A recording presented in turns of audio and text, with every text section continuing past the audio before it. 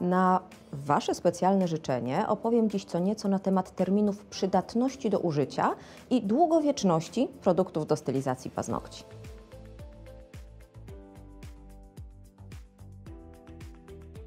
Bo jak wygląda cykl życia używanych przez nas materiałów i akcesoriów? Najczęściej następująco. Kupuję produkt. Używam go sporadycznie lub też regularnie przy każdym zabiegu, po czym za jakiś czas rzucam okiem na etykietę i panika. Widzę, że data wskazana na wieczku minęła już jakiś czas temu. I tu pojawia się pytanie, używać czy nie używać? Podam Wam tutaj kilka przykładów, bo wiele zależy od konkretnego produktu. Zacznijmy od kwestii kluczowej, czyli lampy UV. Pamiętajcie proszę, że tylko idealnie utwardzony materiał zapewnia Wam bezpieczeństwo i komfort pracy. Jakiekolwiek problemy pojawiające się przy funkcjonowaniu lampy mogą narazić na szwank Wasze zdrowie oraz sprawić, że stylizacja zacznie się kruszyć, łamać, żółknąć, podpowietrzać albo nieprawidłowo utwardzać. Dlatego trzeba mieć świadomość, że fakt, iż lampa świeci, absolutnie nie oznacza, że utwardza. Jeśli używacie jeszcze klasycznych lamp UV z takimi oto żarówkami, musicie regularnie je wymieniać, nawet jeśli cały czas dają światło. W zależności od jakości żarówek i czasu ich eksploatacji przyjmuje się, że żarówki należy wymieniać co 3 do 6 miesięcy. W przypadku lamp z diodami LED czas użytkowania urządzenia jest dłuższy, ale trzeba bacznie obserwować diody. Jeśli stopniowo kolejne światełka zaczną gasnąć, to znaczy, że produkt nie otrzyma wystarczającej ilości energii i nie utwardzi się poprawnie. Dlatego proszę, nie bagatelizujcie kwestii naświetlania Waszych żeli i lakierów hybrydowych. Kolejny bardzo ważny aspekt to frezy. Kupicie frez, fajnie Wam się nim pracuje, więc ściągacie masę, ściągacie i ściągacie. I po kilku miesiącach odnosicie wrażenie, że chyba coś jest nie tak. Frez grzeje podłoże, płytka boli, a usuwanie żelu trwa dłużej? No jasne, że tak. Najlepszy nawet frez ma bowiem określoną żywotność. Naturalnym jest, że frez będzie się tępił.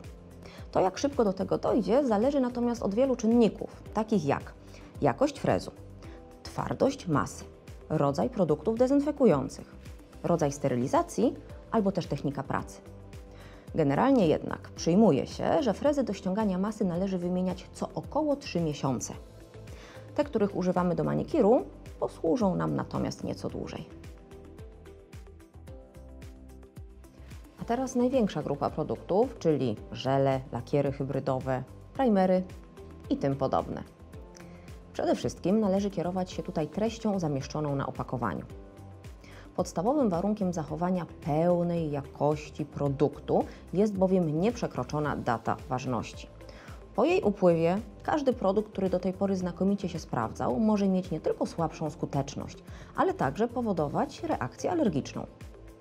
W zależności czy na pudełku jest podany czas od otwarcia opakowania, czy konkretny termin trwałości, to w takim czasie produkt może być stosowany przez klienta bez uszczerbku na jakości. I ważna uwaga, jeśli na pudełku znajduje się tylko miesiąc i rok, wówczas liczy się ostatni dzień miesiąca.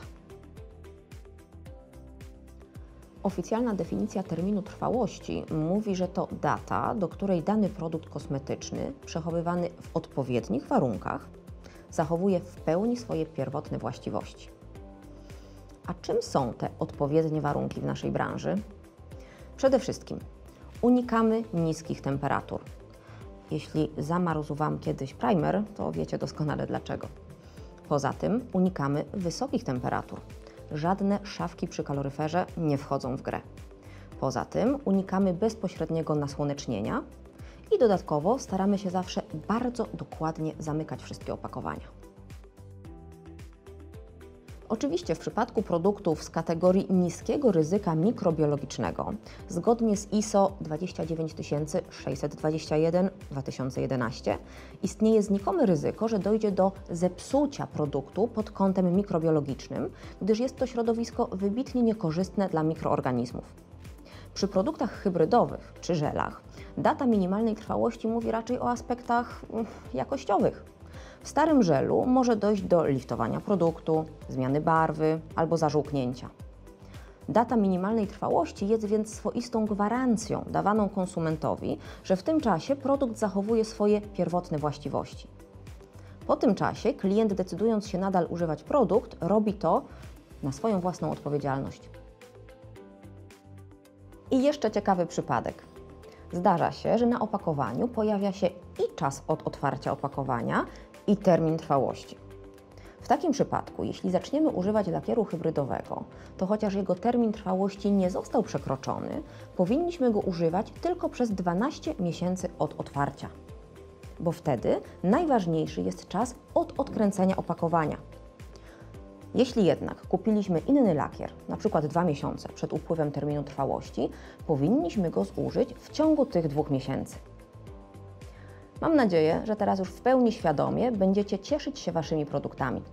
Jeśli macie jeszcze jakieś pytania, piszcie śmiało.